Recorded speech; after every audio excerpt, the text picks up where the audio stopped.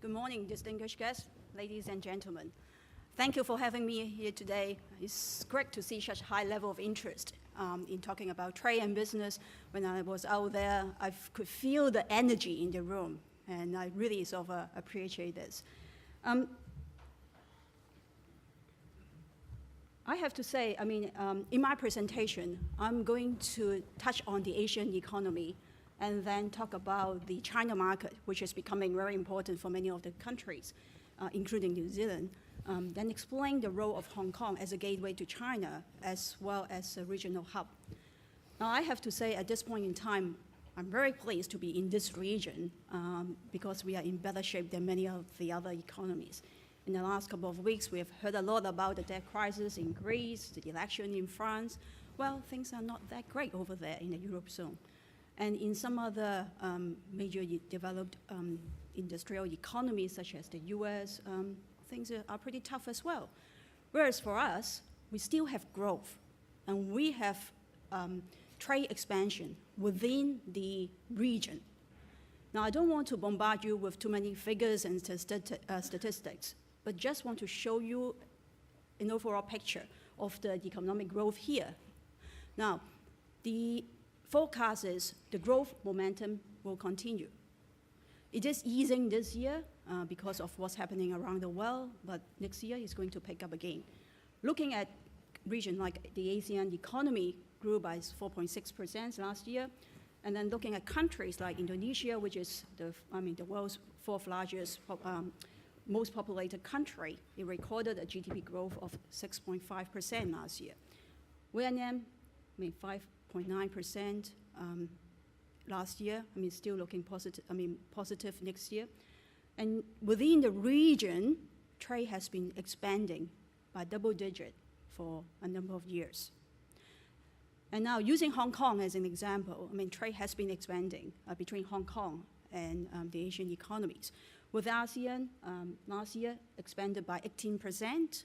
And the exports to like Vietnam grew by 37%, Thailand 23%, Cambodia 20%, not bad.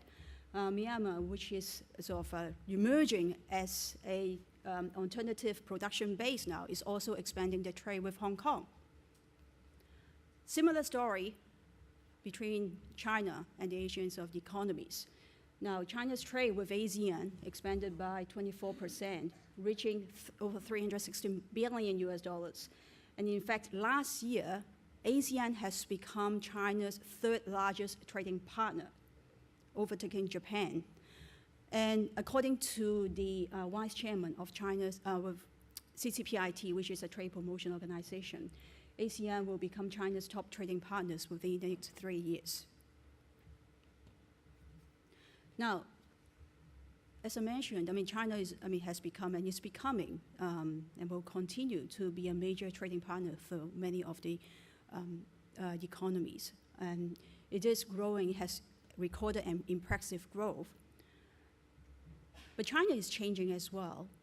Before, it was clearly seen as a production base. But now, the middle class is growing. The level of disposable income is rising.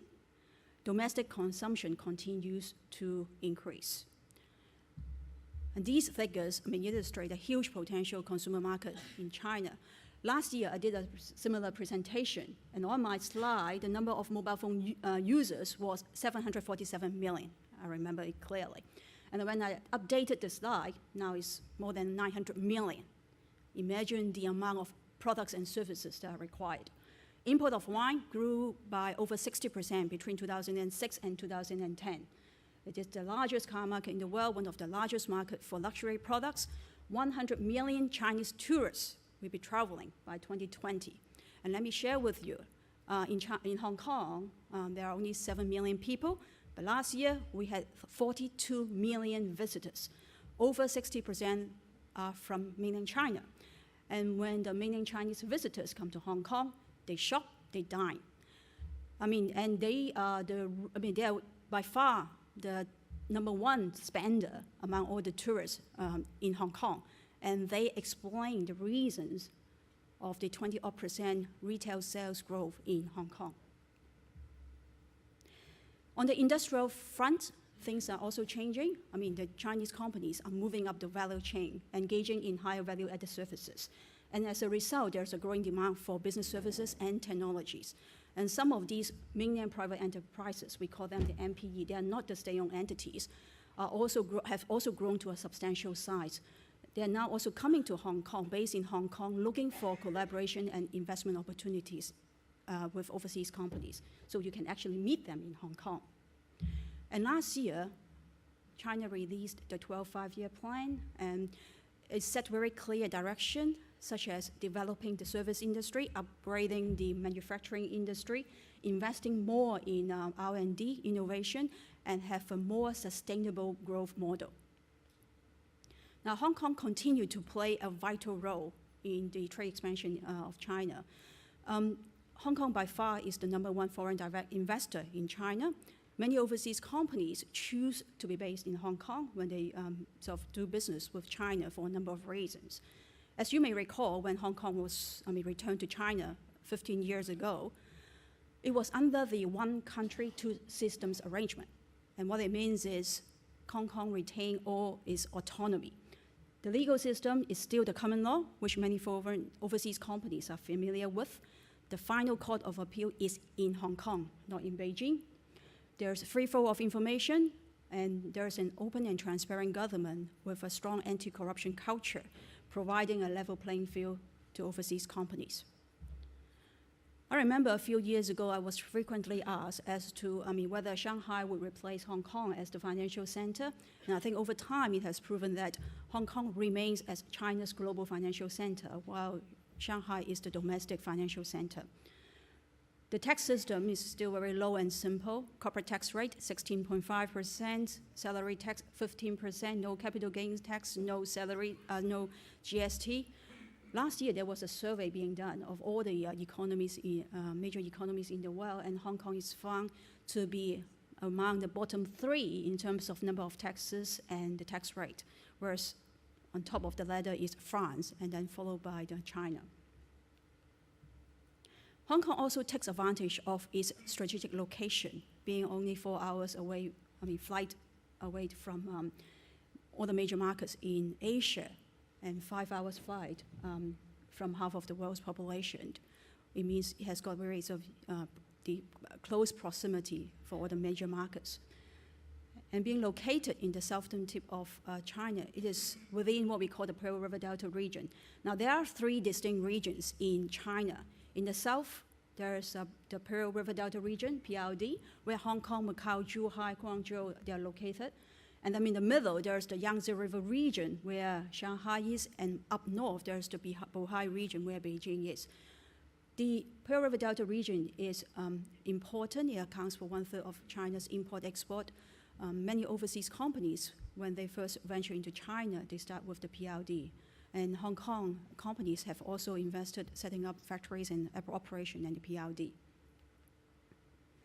Similar to New Zealand, Hong Kong also has a free trade agreement with China called the Closer Economic Partnership Arrangement, CEPA, and Hong Kong products enjoy tariff-free status going into China. Now, Hong Kong is not only a gateway to China, it's also a regional hub in Asia. Now, I'll use food and wine as an example because New Zealand has also got a lot of food and wine products. And New Zealand products are seen as high quality and also safe. And so the 100% New Zealand brand pure brand is very much trusted in Hong Kong and China.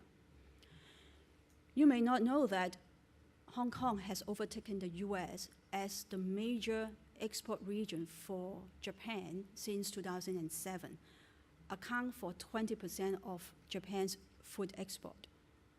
Now, of course, with only 7 million people, we can't consume it all. 90% of the food import into Hong Kong is re-exported. 1/3 goes into China. So you can actually sell to China through Hong Kong. Food and wine always go together. Oh, okay.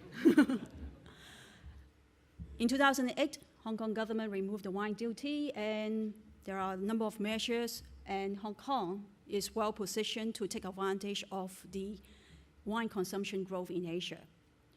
As you can see, in terms of wine, the consumption, is declining in Europe, slowing in US.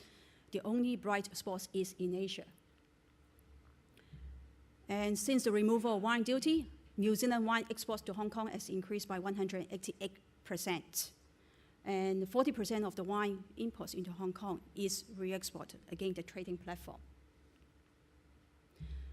Now, I don't have enough time to cover, the other role of Hong Kong with logistics, financial services, and all that. And by now, you probably have heard enough about Hong Kong, and I've got the dong-dong already. So, to you, you may ask, what does it mean for me as a business? Well, I would encourage you to think that, of the bigger market out there.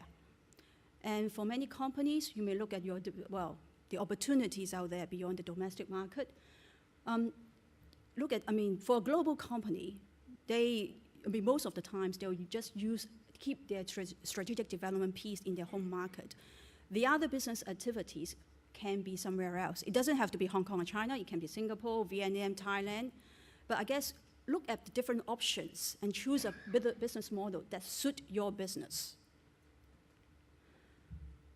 Looking ahead, I don't have a crystal ball, but the outlook is relatively positive in this region.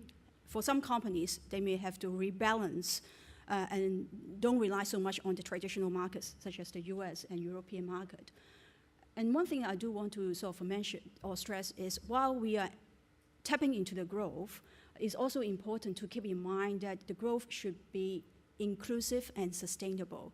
And we don't want to have the widening disparity between the haves and the have-nots. To finish off, I just want to mention that at the Hong Kong Trade Development Council, our role is to promote bilateral trade. So we can help companies, New Zealand companies, to sell or export to Hong Kong and China, or to source product and services through our services, the trading platforms. The last thing I want to mention is in September, my office is expecting food and wine logistics mission coming from Hong Kong and China. So we are bringing a group of Hong Kong and Chinese companies to New Zealand. And there are a number of objectives, including sourcing food and wine products, looking for collaboration opportunities. And if you are interested to know more, please contact myself. And here are my contact details. Thank you.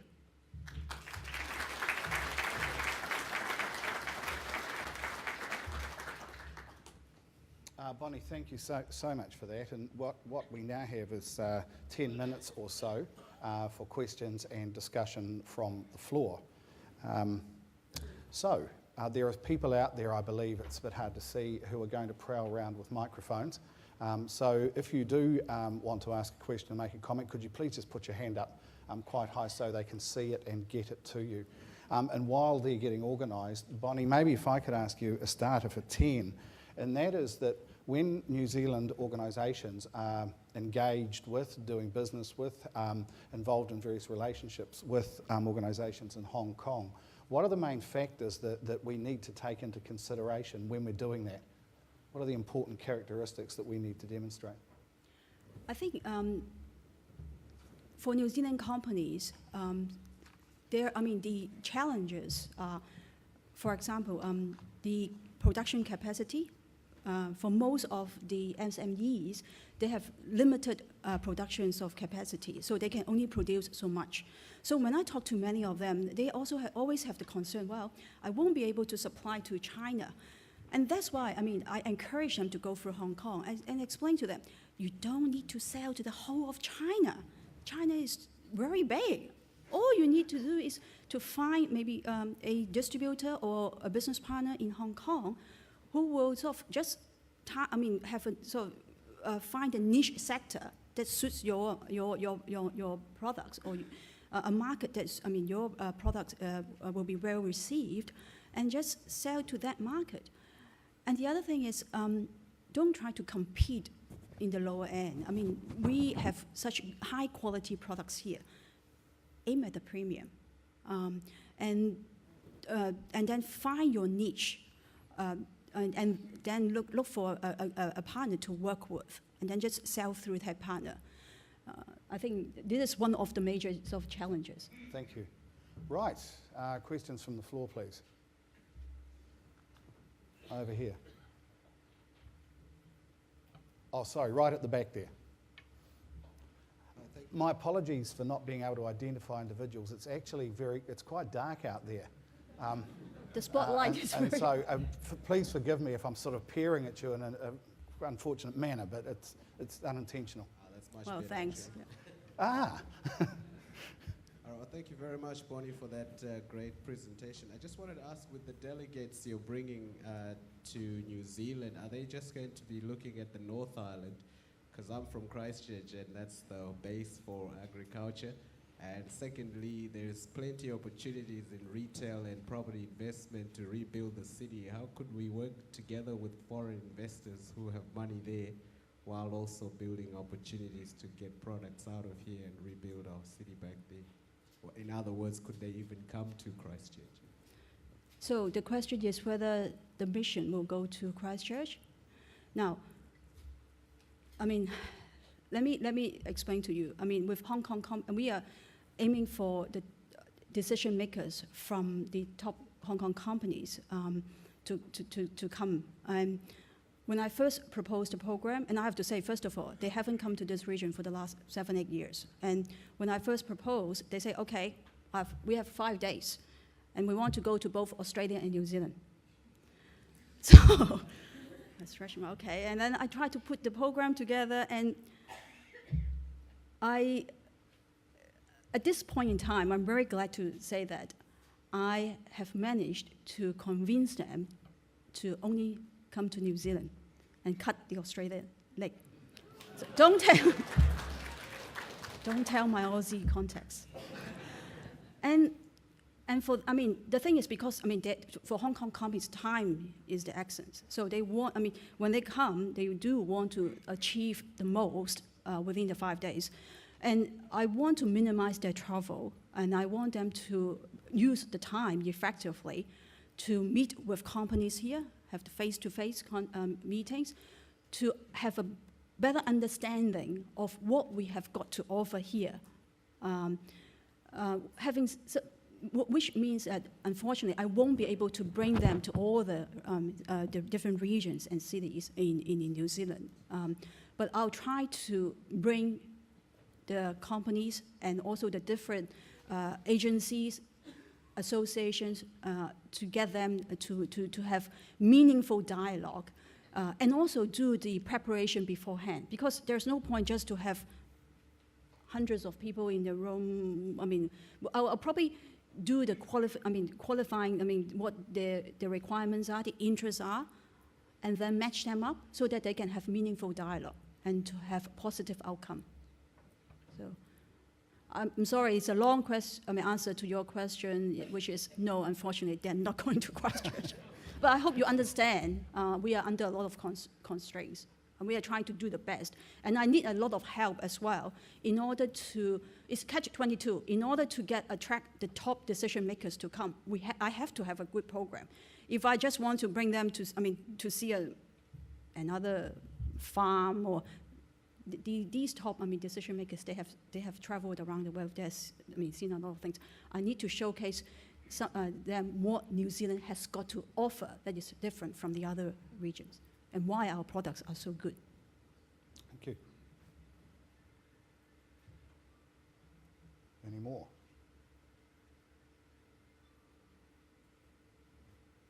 Right over here. Just got a question around what sort of companies which you think have done a really good job in Hong Kong which are coming out of New Zealand, and what can we learn from them? Sorry. So can you give us some examples on what sort of companies which have come out of New Zealand and which are exporting to China, and they have done a really good job at that, and what other New Zealand companies can learn from them? New Zealand companies? Yes. I think a very good example is Convita. Convita first started in Hong Kong with one person, a one-man band. And of course, they're very persistent. They keep sort of building up the relationship. And now they have got, I lost count because they are expanding so fast in the last few years.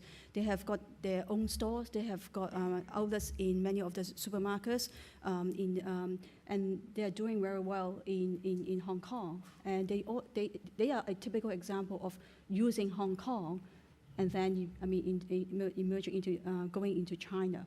The thing is, as I sort of have met with them, and they are speaker at many of our functions as well. They found that it's very, useful to using Hong Kong also for their test marketing. Like before, because with China, it's so big. Whereas, if you want to just test your your product to see whether it suits the Chinese sort of consumers, in Hong Kong, it's because it's small and it's much easier to control. So you do your test marketing there, see whether the product suits the consumers, whether the packaging should be modified, and then refine it before venturing into the wider China market. So that's another sort of lesson or experience shared by the New Zealand company. Thank you. Down the front here, Don. Could I just ask, and I should have mentioned before that if you ask a question, could you just say your name and where you're from? Don Ray, I'm the market manager for India for New Zealand Trade and Enterprise. I've actually got two questions, Bonnie. What's your commentary about the economic state in the inland, western, northern areas outside Chongqing, for example? We know Chongqing's a very large city inland. We know there's not many New Zealand businesses doing that. And the second question is directly to do with my connection with India. What's the connection between Hong Kong and India? Can you comment on those two things, please? Sorry, the first question again is... The western northern areas inland from Chongqing. Yeah.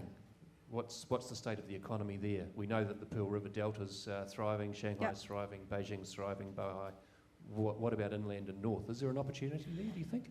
They are also growing. And to be honest, when we look at sort of China, we sort of tend to sort of look at, talk about like tier 1 cities, where like Shanghai, Beijing, they're the tier 1 cities. And then the tier 2 cities, tier 3 cities. And to be honest, sometimes it's easier to get into a tier 2 or tier 3 cities because for cities like Shanghai, it's very competitive because many overseas companies, whether it's from the US, from the European region, they are there. So for some companies, it makes sense for them to explore the tier 2 and tier 3 cities. And there are opportunities because the purchasing power is also increasing. And it's also the mainland government's policy to almost like drive the investment into those cities as well, so that it's more balanced. Again, back to the widening disparity. We don't want to see that happen. So the Chinese government is also making conscious effort, driving the investment businesses into those tier 2, tier 3 cities, and the purchasing power is increasing there. Your second question is about the trade between Hong Kong and India. Unfortunately, I don't have it on top of my head. I have to say that I can't remember all the figures with each individual country, but I can definitely get back to you. That's great, thanks. I think we've got time for one more. Oh.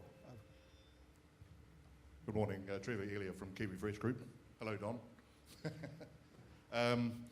Could you be a little more specific, going back to the trade mission, the prospective trade mission, could you be a little more specific as to what criteria you'd be looking for from prospective candidates to meet with that mission? Now, of course, I will need to gather the input from the delegation. At this stage, we haven't got the final list of delegates. But we are, as I say, I'm aiming for the top food importers, the logistics companies, and also the wine importers in Hong Kong. They will be looking at, have a better understanding of what products we have got to offer here. And I have to say, with New Zealand products, seafood, dairy products, like we have got very good sort of organic products here as well. And they also want to understand the trend. When I say trend, is say I understand with like kiwi fruit, there has been development, not just, well, now besides the green, the gold is now the the sweet green, and there's also the development of red kiwi fruit. And so it's something that I think the delegation will be interested to know as well, so that they can almost like plan ahead. And also the implications, understand the implications of logistics services of when we transport all these products, especially for food. How can we make sure that, I mean, the food is transported to the end users or the distribution chain without the damage, without, and keeping it fresh and all that. So these are the different things that they were looking at. So.